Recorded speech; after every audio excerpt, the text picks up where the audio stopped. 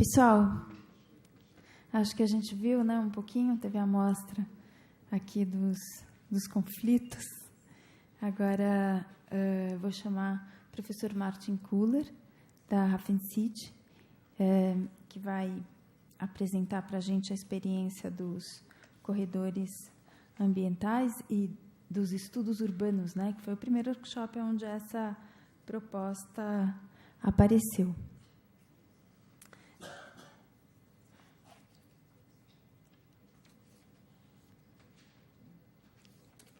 O Martin é fotógrafo, urbanista, estudou arquitetura da paisagem e planejamento ambiental em Hannover e no sul da Austrália. Tem ensinado fotografia urbana na HafenCity, em Hamburgo, e fundou com curadoria de vários projetos de arte espaços públicos como HafenSafari. Implantou a fotografia como método de pesquisa em vários projetos, incluindo uma série de transetos urbanos. Isso que a gente vai experimentar no Itaim Paulista, os percursos, foi a ideia do professor Martin, esses transetos urbanos.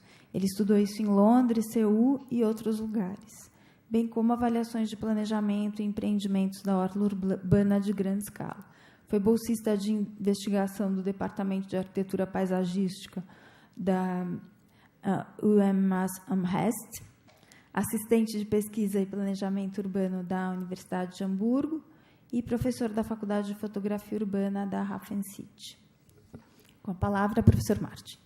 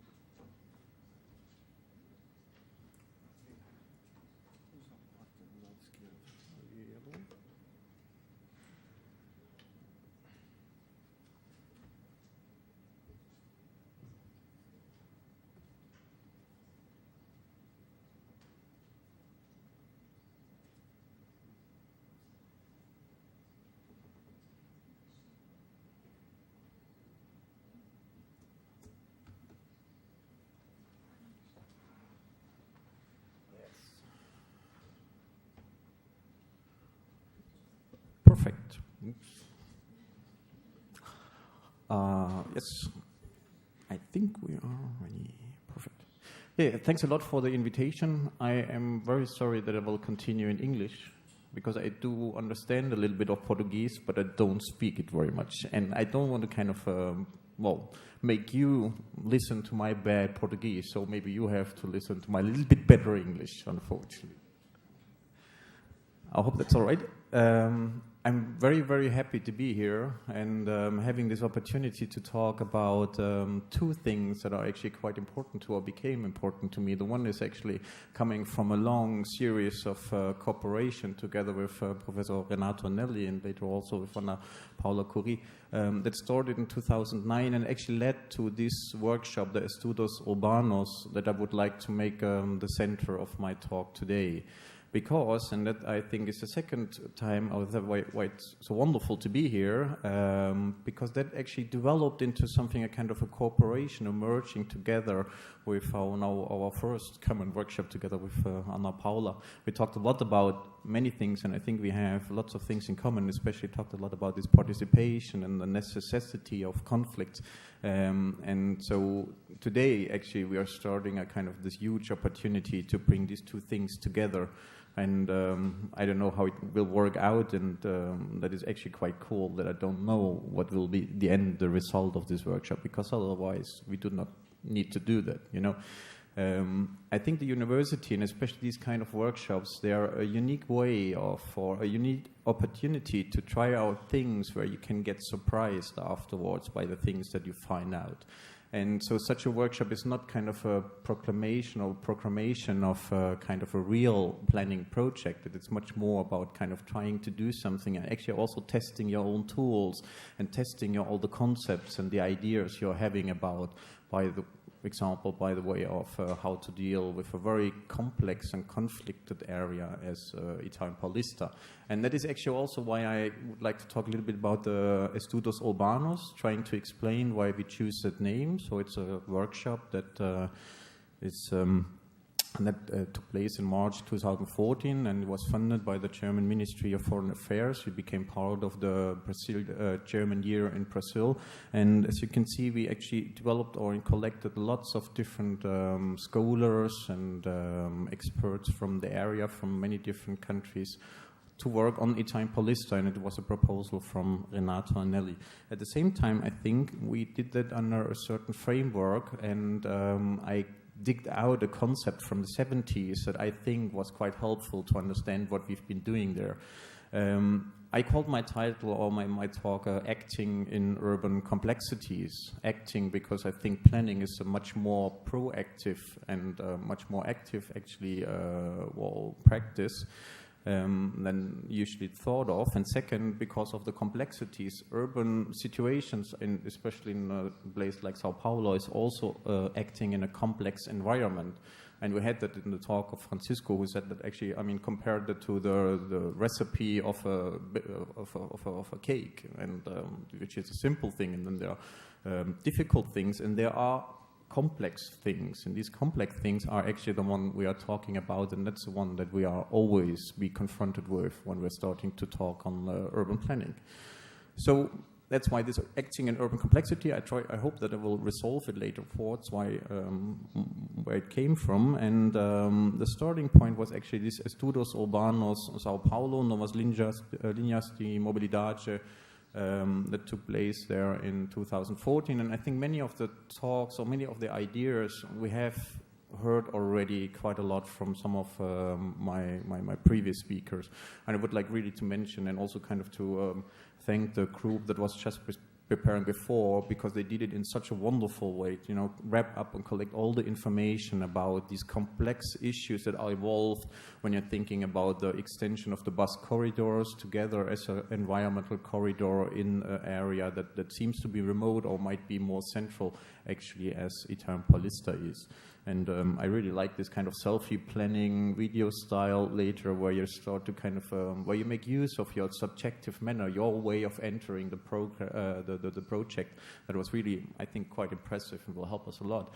And also combined, especially then with the numbers from the first talk, that really try to wrap up all the things into detail and you know, things that you can kind of pass over to somebody and say, well, see here, there are some numbers, so it's 50%, which is especially combined with this personal subjective impression, kind of very powerful. I think we tried to do something quite similar. So we started in the Estudos urbanos Sao Paulo. It was actually an idea that I came up with after a discussion with Renato. We talked a lot about this connection between the water streams and the bus lines, and then we had the opportunity to make it real in a short little workshop. Basically, it's just to wrap up. I used some of the slides that we had in this in the preparation of the workshop, and Alexandre, you will see then tomorrow because he has a talk. And he just produced this image where it makes clear that most of the water streams and this extension of the mobility corridors are actually quite on the same level, and so of course you can think of them as a kind of an integrated solution. That is exactly as the master plan actually proposed. With the extension and decision to use the bus corridors, or not the metro or something else, to develop these areas also to the periphery, and especially for the zona leste, it's important, I guess. You're entering with a very kind of defined tool, the bus corridor, a kind of very complex area of an urban integration, urban development. And so here's some slides from Carol Held, who also will be tomorrow here and probably talk about it in general. But I think these two are actually quite interesting. Well, they make a good visual metaphor on what the task, actually the originating point of our studies our workshop has been. So you have the extension of the corridor. Of course, the corridor is not a line, so you have a kind of a buffer zone that get influenced. It's at first only a theoretical construct, so you use these 200 meters. That's kind of planning thinking. If it hits reality, then suddenly this clear line kind of dissolves because there are different kind of challenges that you're proposing. So some you have only 20 meters, sometimes 200, and then you're already starting to kind of this when a plan hits the reality, you're starting to get into some conflicts on the ground, and many of them we heard of before. So next part is, of course, it's not only a corridor, but it is a kind of a line that transgresses different areas. So from the kind of center, but to the sort of end, there is this idea that it's not only a kind of a qualification of existing lines, but also that the adding up the extension of the bus network will create some new areas that are according to the same manner. And then next slide, which you also saw, that this major operation will be not only kind of giving access to some people to bus lines and with the bus lines to the city center, by example, but also, and that was quite clear with Luciana when she gave us all this images where the bus corridor actually cuts through. It will be a major redefinition of some areas that we are talking about, and it will also kind of be a kind of a very important point where you discuss what is more, what is has major importance. So, by example, the big lots, I mean, the big shopping malls, or the kind of the small vendors and their small little the buildings that will be destroyed.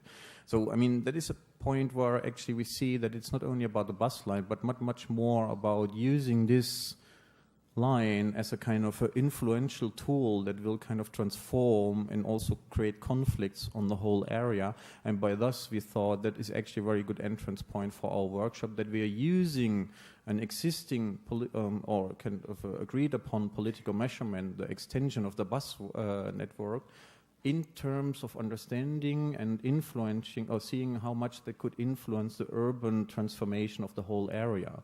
Because so we have a kind of very tiny thing, only the bus corridor, but from there we can kind of develop all the strands and ideas about the corresponding corridors. And this would be what the city of Sao Paulo thinks it could be. So that's why we made this little workshop. The little workshop was actually, at first, we thought we are starting with 20 people. 20 is enough. 20 people is actually quite cool. We can talk to 20 people. I can remember 20 names, so I think 20 persons is absolutely perfect. Then by some kind of major, you had to include this person, and there was another person who was very interested, and a third person. In the end, we became 45. We became 45 people, so some from Brazil, some from Chile. We had some people from Germany, obviously. We had different institutions, so the green ones are from the Prefeitura, from university, the blue ones from Prefeitura de Sao Paulo, and the red ones from universities in Germany. We had professors in our group, we had experienced practitioners, we had some young professionals, we had students in the grad and post-grad level. We also had different kind of professions like landscape architecture, geography, urban planning, civil engineering, environmental science, and transportation. And of course we had some residents, which is more than only this one guy. In the end, we had quite a lot of people. And I mean, if you're starting a workshop, then with every person you add up, the complexity actually double folds. So you can really ask, why do you need so many people to think about an area like Ita and Paulista? And I think now we're coming to an excursus, I want to kind of a detour I want to take, because we are dealing with a certain kind of problem that needs a different approach than planning, especially in the 70s, proposed upon for a long time. And if you follow me now, then you will never come back to planning law, and it will be hard for you to go back to a kind of normal planning theory as you have learned that before. Because we are dealing with wicked problems. And wicked problems is not only a kind of a term, I mean it is a term, it comes from a moment very early in time, so 1973, where where Mr. Rittel and Mervyn Weber, they made a very small, they wrote a very small paper that started with this quote: "In the courts, the streets, and the political campaigns we've been hearing ever allowed public protests against the professionals' diagnosis of the client's problems, against professionally designed governmental programs, against professionally certified standards for the public services." That is more or less as Stuttgart 21 experienced at their time. So actually, we made everything right. The planners, we used all the certifications, we used the standard routines, we tried to collect all the necessary information, we analyzed it in the way as it should be, and we're coming up with something that still causes trouble, that still people do not agree with. So there must be something that this kind of analytical approach to kind of a normal, it might be difficult, but normal kind of problem cannot solve in the way we're using to it. And he called that these are wicked problems. Wicked problems is you will have there then when the theory you could apply is not comprehensive enough for a kind of a forecasting. You cannot exactly say what would happen, how to kind of calculate the future, the near or the far away future. It's also that they are too complicated, too complex, that we don't have the intelligence to really complete the task, or only insufficiently. It's also that there are many objectives, so many aims and agendas that are involved that you cannot, without conflict, and can merge into one. And that makes it impossible to pursue this unitary aim that is necessary for kind of a tame, a normal problem, as he called it. That might be very complicated. It needs a lot of resources, like bringing some person to the moon, but it is based in a kind of a calculable manner. You do have the tools that you just apply in a certain sequence of steps, and then you're at the end, given enough resources, you will end up with your result. And that is an approach that does not work in urban planning, because, and that's what they say, it's a wicked problem.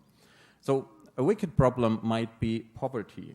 And you can see that with the wicked problem, we are starting already to come in a moment that we actually cannot really define what the problem is, because poverty as such is at least, it's only a condition. So the problem is actually where does poverty comes from. So poverty might mean low income. And there's already kind of first part, is low income really poverty, or is actually poverty also something that can happen with, well, much income, or is low income always kind of poverty? So thinking about kind of somebody living on an island, he doesn't have any financial funds, so he must be poor, but at the same time maybe he's self-sufficient enough, and that's his choice, so he might not consider himself as poor. But at first we start with, okay, low income might be the same as poverty, so we just have to raise the income. But why do some people have such a low income? Maybe because there are some our economy isn't working and kind of doesn't favor these kind of people, or so it would be kind of a systematic factor, or it's about the kind of personal situation these people are in. So you could say, well, it might be the regional or national economy, or it's kind of just they're less capable of earning a higher income, which might be fair. So you have already, again, two explanations for this low income.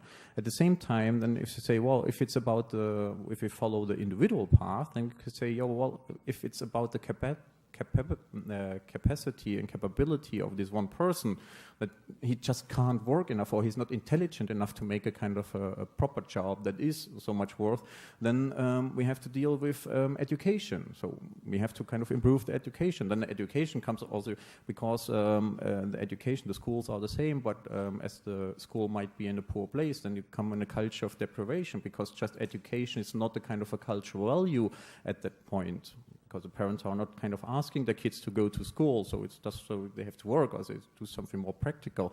And then suddenly you can see, well, but actually then if that's the problem, then the problem is because they are living in a poor neighborhood, and then you're at the beginning again. As you can see, these kind of wicked problems, they also have very causal effects to different ways, and we never know which one is the more important one. And we have no idea if we follow one path, then in the end we might end up at the first path again, at the beginning again.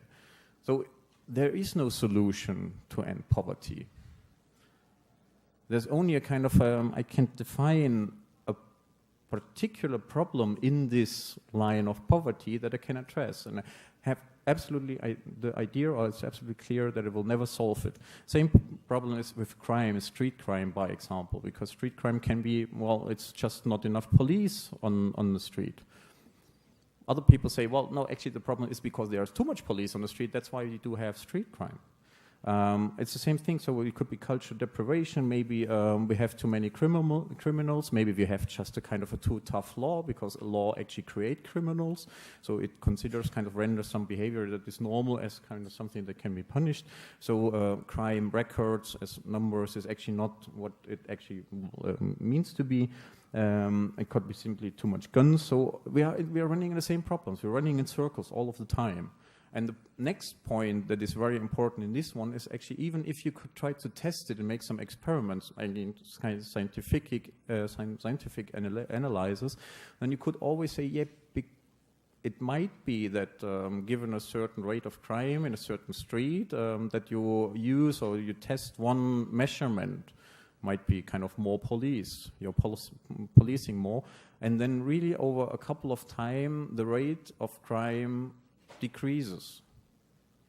You can say, yeah, it worked, but you also have to compare it to somewhere else. So maybe the crime would have decreased anyway. So the police actually has no effect. Or it was only on, then you have another street where actually the too much police was increasing crime. And then you're starting with kind of, well, maybe these 2 points are just not comparable. Each of these wicked problems is actually unique. It is something that where you cannot kind of, well, encompass or test it in a way where you can say, well, okay, more police will reduce crime. Because it might be different somewhere else. Or the factors are just kind of something that or the factor actually comes from somewhere else, and the police is just a byproduct that has no effect. That is because all these situations are complex, and there are too many factors that we would have taken into account to really say that more police can help us in that way. So it's actually something that we cannot resolve in a scientific manner, and that's why he said this is kind of a wicked problem. And this is just a quote because I think he wraps it up quite well in that sense. So the information, well, yeah, because we can never find a solution. This is based because the information needed to understand the problem depends upon one's idea for solving it. So I cannot have all the information about a place like Itam-Polista, so I have to select. The selection is based on what I define as a problem. So whenever with this information I understand that problem is not the problem, so low income is not a problem, but low income is not a problem, but education, I have to go back and find more information. And again, with that information, probably my problem will change again, my definition will change again, and so I need again new information. In the end, I will never have enough information to start with. So in sufficient detail, I have to go all the time back and forth, and without this kind of usual way of getting all the information, analyzes the data, trying to find solution, and then, well, apply the measurements is something that does just simply not work. So the problem understanding and the problem resolution, so, you know, what is the problem and what can we do against this problem is actually kind of integrated. It's basically the same. And the second part, it is something that is unique. We just have to do it. That's actually the main part in dealing with wicked problems, to find a common understanding of a problem that you could address in that. And Rittel and Weber, they actually made 10 points to characterize what a wicked problem is. So there is no definitive formulation of a wicked problem. It will always, you can always kind of come up with a different definition of the problem. So that's why both things, so the solution actually comes out of what you define as a problem, and then you can start with. But of course you need more people to agree on them. The second part is wicked problems don't have a stopping rule. Since you cannot define the problem in total, you can never say when it is solved or when you can stop working on it. It will go forever. That's also one part why poverty is not solvable. As a wicked problem, it goes on. It's a continuous process on problem solving, problem definition, and working on this. And so you have to say, well, as a project planner or project manager sometimes, so now it is enough. because, well, the resources are depleted or just the stakeholders lose the interest, so they might be satisfied more or less with what you have achieved. Then the solution to wicked problems are not true or false. You cannot say this is the right or the wrong solution. There's only one which is good or bad, one which is better and more satisfying than others, and that also depends on the planner's point of view and all the actors and people that are involved. Also, there's no immediate, no ultimate test of a solution to a wicked problem, because every solution or every measurement you apply will change the very nature of your problem again. So, I mean, even if you kind of say, well, that was a bad start, you cannot go back to the point where you just started off and try something new, because you completely changed the situation. So that means it's a kind of so trial and error, by example, doesn't work. You cannot try something, say, well, it works or it does not work, and then you go back and try another thing, because at the moment you change the situation, you have to start with a new project. So it's a kind of continuous kind of a walking through a jungle, more or less. So, and every implemented solution to a wicked problem has consequences. So which is basically a kind of a variation of the first characters. So wicked problems do not have a well-described set of potential solutions. Basically, that's the point, because there are so many different stakeholders that do not agree on the same concept and would act in a certain way that is not the same as for somebody else. So, by example, the journalist who said actually this, what the master plan and the bus corridor proposed for our area is actually surveillance, which was actually an interesting point, where he said, well, I do have a kind of different idea of this area. For me, it's a kind of the master plan or Itam-Palista starts to emancipate itself from the kind of government, from the central authority. And so for them coming to us, to our place and hearing us, is actually that they surveil us to kind of keep us under control. So his whole idea about Itam-Palista is so different that his set of kind of working on will never comply with what the government, the prefettura, probably wants to do. And that is also conflict you cannot resolve. It's just two stakeholders, very, very different ideas. So you cannot just act in a way that, well, I read it in a manual somewhere and I can apply a certain technique, a method, or a measurement just to that problem, and it will behave or will act in the same way. Which is then, we are coming to that characteristic that every wicked problem is unique. We cannot learn from somewhere else, at least not in this kind of, that you can generalize a method and then apply it somewhere else. It's always kind of, you have to start anew, you have experience, you can apply it, but you cannot just kind of use a method. Well, that's kind of obvious, that because we are working with complex systems, so systems within systems, that of course every wicked problem is actually like the symptom of another wicked problem that comes from a surrounding area. That is actually basically what we made with this poverty line.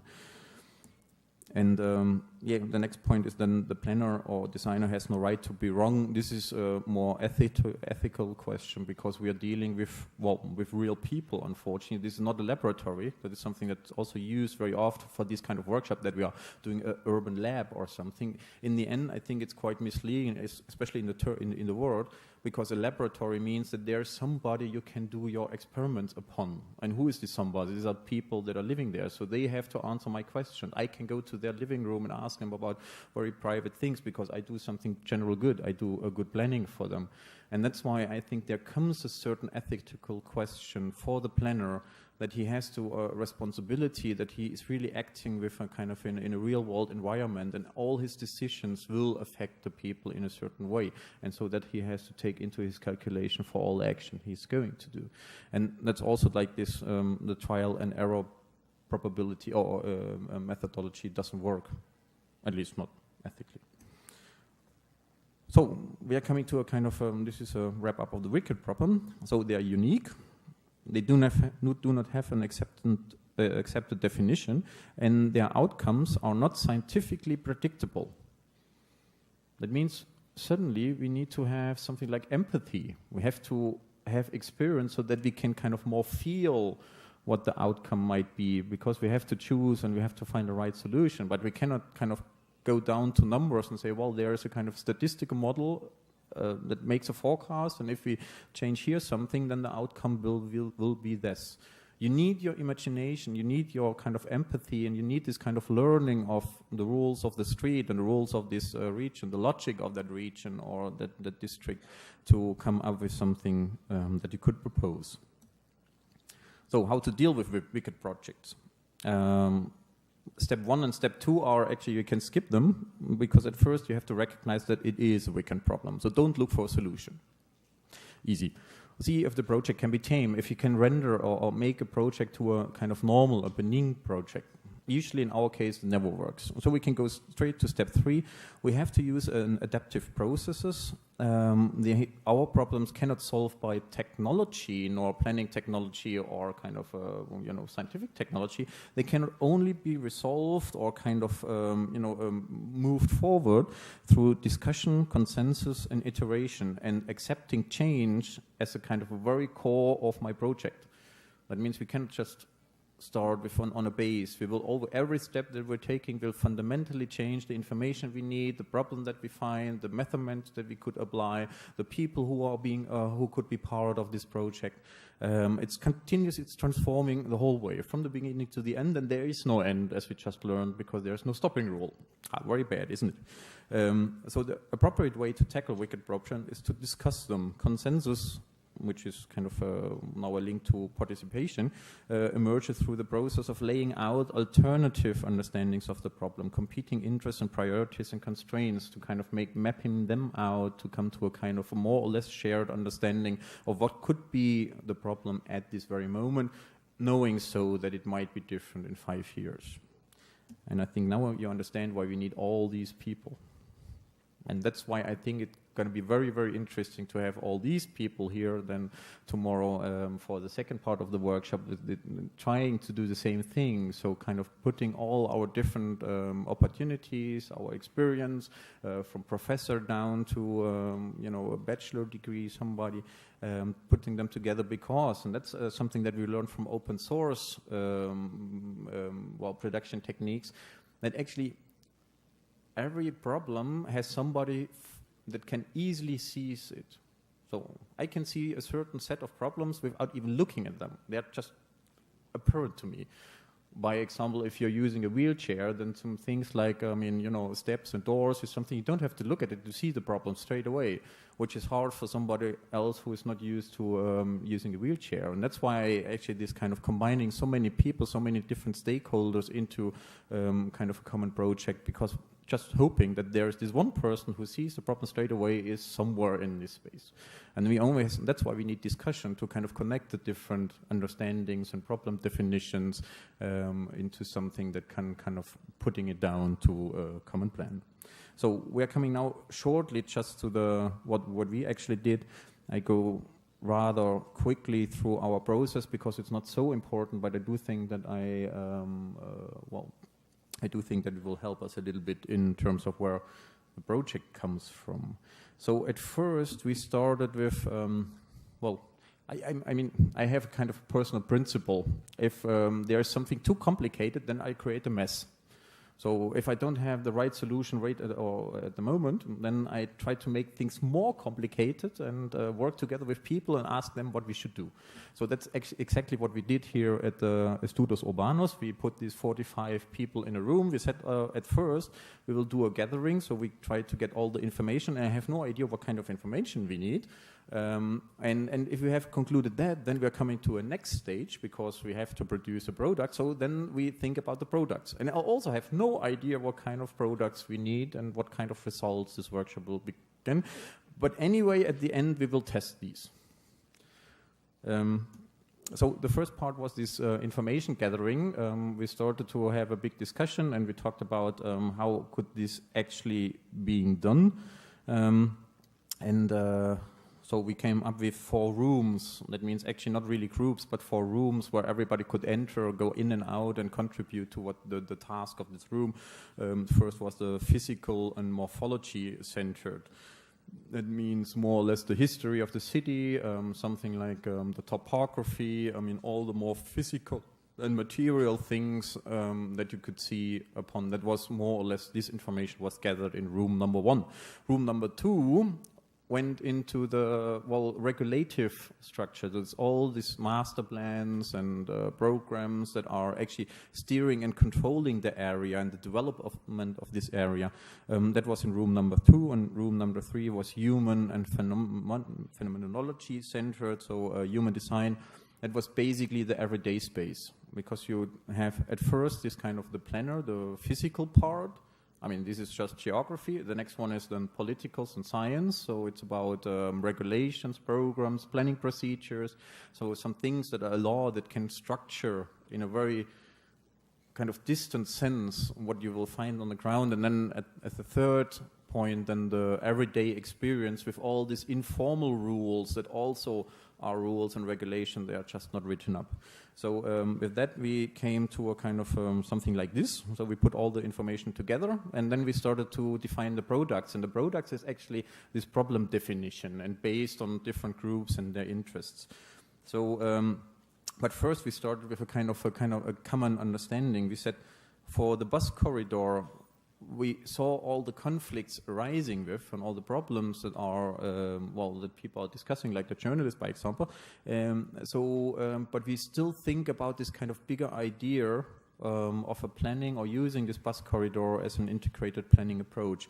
That means we do accept the bus corridor, but only because if we can add a kind of a box of fantasies, all the different ideas that we developed, and we knew at the moment already that they will never be realized. We thought we still need them because in a kind of a future, in 5 years, it will drive people more to know that there is a tram line, maybe, than just having a kind of a barbershop around the corner. So you need visions, you need utopian ideas, in a box of fantasies to drive the area, and that we can say, well, we can accept the bus corridor because it is a political decision, and it's a huge resource that this complicated political process came already to agree that developing a bus corridor is something that is given. If we just kind of deny the bus corridor because of the consequences, or some consequences, we would actually revert everything to zero, and then we would have to wait again for 10 years, until the political decision-making process come to something comparable. So we want to have the bus corridor as a political decision. That's something we accept, but not with this lack of integrated planning that was also part of that, at least of the plans that we knew about at that moment. And so we came already to our products that actually took to do that. It's about, again, about the center, the prefettura, the master plan as a law, and the kind of local area, Itam Paulista, is something that where there is something good in the bus corridor, but not in the way as it was played out and worked out at the moment. And so we knew that there is something about this, producing a link between this metropolitan scale down to the small scale. And it was actually our products 1, 2, and 3. So the metropolitan scale, a scenario plan, and small scale interventions. And then we understood that we didn't understand us at all, because a scenario plan, by example, is a different thing in environmental engineering than in architecture work. So we thought we did mean the same thing, but we did not. And by kind of to eradicate that, we just called all our products then with names. So the former metropolitan was Xavier, then Maria, Maurice, and Rita. First one, Xavier, was defining the existing instrument or dealing with the existing instruments on the different scales, and especially looking for the connection between the different scales and the IL, the local development plan. For Maria, it was important to accept the political decision, as I said, but coming up with a proposal of an integrated creative plan and integrative process as an instrument for the area to kind of reframe and modify the bus corridor as it is as a kind of political decision. And the last one was zooming in on local conflicts and issues that arise from the implementation of the bus corridor, and try to visualize more, kind of open up ideas on these integrative aspects as an urban design proposal. So we leave the kind of stage of planning now, and with that we hope to kind of adapt everything. So we have the vertical integration, master plan down to the local level. We have the sectoral integration, an integrated planning process, and the integration of complexity based on a kind of a real situation, a unique situation where you can really say, well, this is where we can discuss about complexity without becoming too abstract. And of course, very important was the documentation. And that is actually something from Martin Wickel, the last one. That was coming also out of the discussion in analyzing the master plan. We said actually we realized that many things are super clear, logical, everything is named, and the master plan here is a law. But many of these names are lacking the definition. So there are some undefinitions, so to speak, as an integral part of the master plan. And I think it was quite intriguing. Maybe that provides the flexibility to cope with the things, the surprises that you cannot resolve on the kind of level of planning law and master plans. I would really like to discuss that if that might be an opportunity for dealing with strict regulations. And the last one was Renato. So this was this box of fantasy. So all the ideas that we thought are quite convincing, but not feasible, because if they are convincing, so they could drive, can change the way how the development plays, because it might convince some people, despite the fact that we need to wait 20 years to find them. So just to give you a few examples, I'm not going into all the details because they are already quite well documented and we can provide them for the workshop.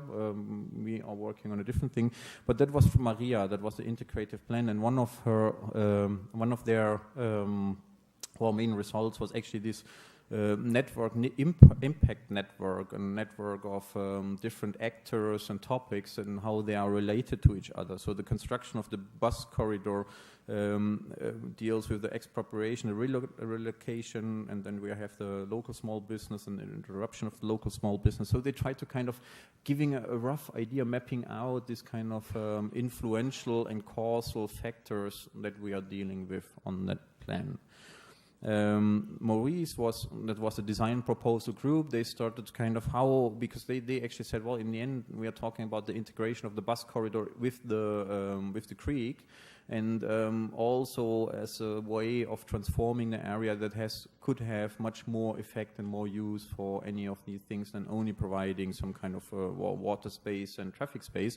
And so they came up with a kind of section and made a wonderful plan on kind of how you could deal with that based on real world situation as an urban designer who has not to kind of justify or had to justify his proposal in a different way than a scientist or a planner, by example. And the last one was then the Renato group with the box of fantasy, and we created not O Globo but Osbump. It was an abbreviation that I forgot about why it was. It had something to do with our workshop, I think. Box of fantasies. Anyway, so we created a newspaper that was collecting all these different visions. But the interesting one was, and that I'm going a little bit more into detail, was Xavier. That was the one that tried to kind of look about the connection on the different scales from the master plan down to the local level. And their main result was actually this matrix of different instruments and proposals and how they are kind of interconnected and with which topics they are dependent on that affect all the Itampalista area. But the interesting part is actually how they started to get to that point. So they thought always about this scaling up and down and about the way of this area of local structuring can be activated, because that was one of the indefinitions. It was called AEL, but nobody, there was never said anything what the AEL actually means. And there was quite clear this kind of a hope that on this, a certain plan on the local level might resolve most of the problems that are coming from this kind of central top-down approach from the master plan and the law saying something about where the corridors are going around. But there was no clear definition how these two plans are actually working together.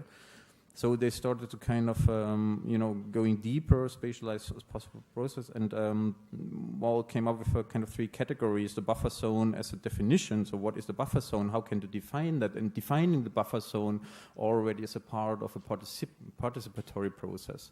So not saying, well, this is a line, I can think about what will be in the line, but actually where should be the line, or where should the line going through? How to define the error specialization is part of this common process. And second, then the implementation process. So who are the actors who can actually has something to say on the planning issues, and then the IL as a special tool, something that is actually kind of independent from the master plan. So that was their kind of wish for the thing, and then thought about the implementation process, the bus corridor, the execution plan and the project, how they actually belong together, the physical changes of the place. Thinking about a perfect IL that has a certain sequence and will, have some a first phase, second phase, a third phase, ways of how these the ideas and the new well, not the ideas, but the experiences and new knowledge that comes from planning and doing something, how that could actually travel up to the master plan and influence this plan in a certain way, so that you have a kind of an integration to both ways, and the fields that are going. So then they came down with the implementation process on the site and tested it, so to speak, and also thought about these conflicts that might be arising from the two plans. And in the end, then they came to this idea of the IL, and especially the matrix that I was showing before. Interesting here is especially that this it was all based around conflicts, that there are kind of two opposing systems, so the kind of central system and the local system, that will necessarily all the time kind of create a conflict or come into conflict. And actually they try to find a way how to use these conflicts as a way to change both, to change the local idea from what Itampolista is, as well as the kind of the idea that the Prefettura had from that very area. Yep. Well. And then, we're coming to the commons and weaknesses. So they made actually some kind of proposal what the IL actually shall be. And that was where it was integrated. That was also some kind of the last slide then, because they kind of, as you saw before, they worked always on this rules and regulation level, so texts and something that has no space. But in the end, after doing all this, they could kind of spatialize the different proposals. So in a certain way, so like here, the example of a candidate area for integrated urban interventions, where they put all this different, very highly abstract knowledge together into something that you could use as a starting point for this planning intervention. I think that was quite helpful. Oops, just to give credit to the people. So I think it was actually quite successful. We got some very good comments from experts on the outcome of that students' workshop, and I think it was due to this approach that we made based on understanding that we are dealing with a wicked problem.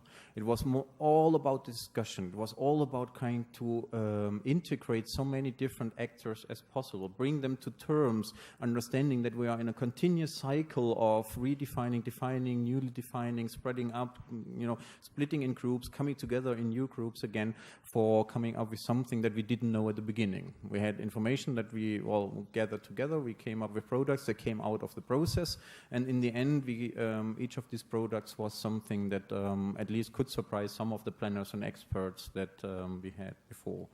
And I think that's why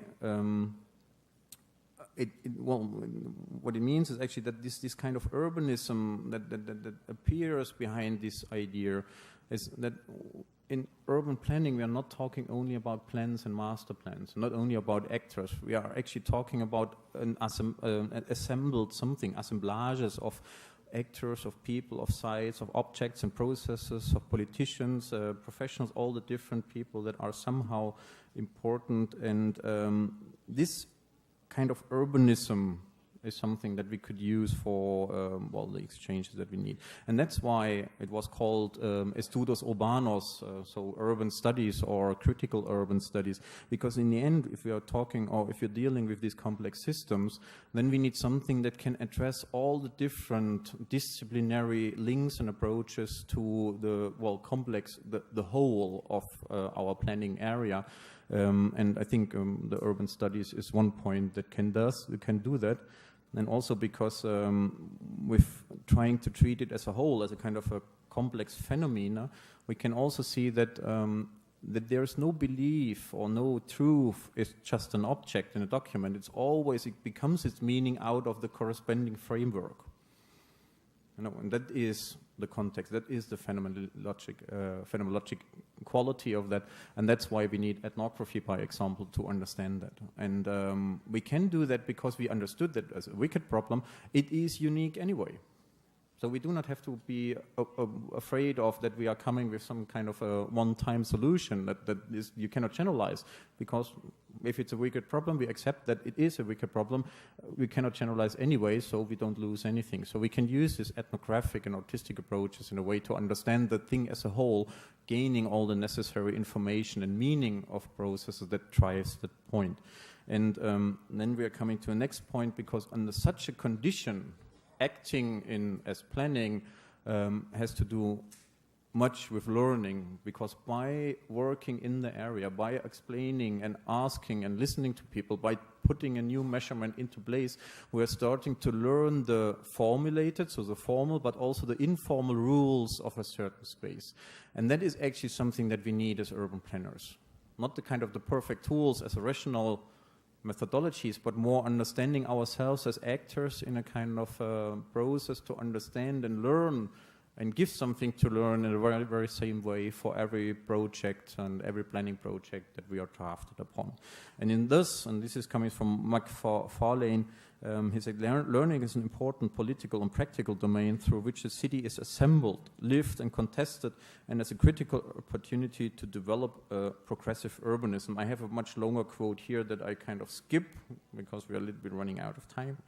And just let it stay like this. So coming from the wicked problem definition, which is only a model, it's not true in its own way anyway, but coming from there, we can kind of reframe our question of this workshop and of the workshop that we did, that in this kind of looking at the whole, making use of all the different people that we are and their personal ways of seeing problems, and understanding our endeavor, our project, not as kind of looking for solutions, but rather for a way of learning, and this learning might influence the way how the actual different hierarchies of power, the regulations, the action of the different actors will play out is actually our tool. And that is something we can do. And that's why I think the conflicts are so important, because in the conflicts, where there is a conflict, lots of these things become apparent. And there is something where, I mean, it didn't settle into going in one way or another way. Otherwise, it wouldn't be a conflict. So there you can ask people. There you can learn what is actually the problem in this, like what journalists made upon. Is it more than only the bus corridor and the loss of the lack of the shops? Or is it more this kind of understanding of my own identity that Itzam Pilista is maybe not just the periphery of the central zone or something in itself? And this idea of the authority and identification or identity is actually much more important, that you can kind of find out if you're dealing with it and trying to analyze and learn on these conflicts. And that's why I think planning by conflicts is quite a good term. And thus, I'm very happy that you've been so patient to listen to my not as bad as Portuguese English and came up to the moment where I want to say muito obrigado.